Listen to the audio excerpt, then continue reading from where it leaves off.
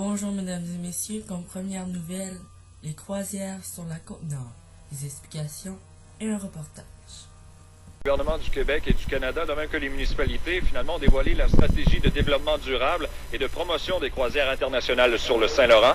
En tout, ce sera 156 millions de dollars sur 5 ans qui seront injectés par ces 3 paliers de gouvernement pour, entre autres, augmenter les recettes touristiques liées aux croisières internationales sur le Saint-Laurent et aussi pour accroître le nombre d'entreprises touristiques liées à ce domaine qui est en plein développement partout à travers le monde. Donc, on peut vous dire qu'un des points visés par cette stratégie sera d'augmenter le nombre de passagers d'escale d'ici 2014 de les quadrupler. Donc, on devrait passer de 100 000 passagers sur le Saint-Laurent à 400 000. Les villes qui se partageront ce pactole sont entre autres Saguenay, Bécomo, Sept-Îles, Havre-Saint-Pierre. On a aussi Gaspé et les îles de la Madeleine. Et notre collègue Robert Plouffe a préparé un reportage, entre autres, pour expliquer comment Québec a compris que c'est la manne pour l'industrie touristique lorsqu'un bateau de croisière accoste au Saint-Laurent. Quand 3000 passagers descendent en même temps d'un bateau de croisière, c'est la manne pour l'industrie touristique.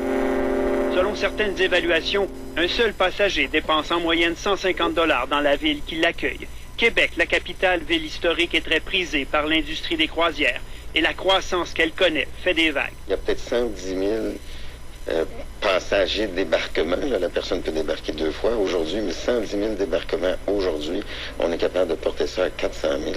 On ne manquera pas le bateau. Le ministre du Développement économique, Raymond Bachand, explique que Québec et Ottawa vont ramer ensemble. 50 millions sur 5 ans viendront de Québec, un autre 50 millions d'Ottawa sur 3 ans pour développer un réseau d'escale afin d'augmenter l'offre touristique.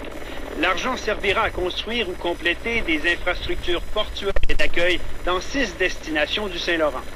Saguenay, Bécomo, Sept-Îles, Gaspé, les îles de la Madeleine et Havre-Saint-Pierre. On est à l'entrée du golfe.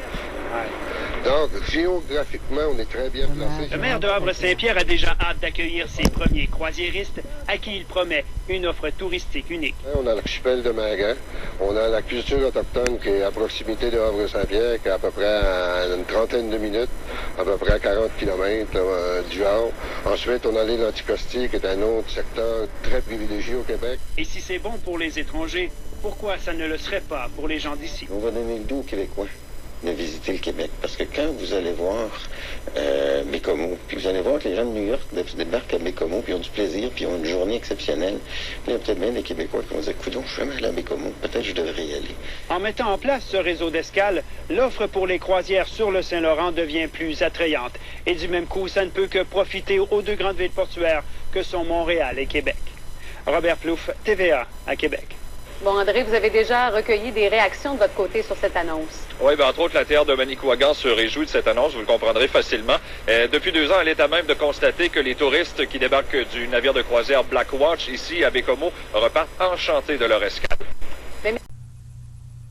Merci d'avoir été là, on se retrouve dimanche prochain. Pour plus de nouvelles, allez sur les comptes nouvelles en écrit. Merci d'avoir été là.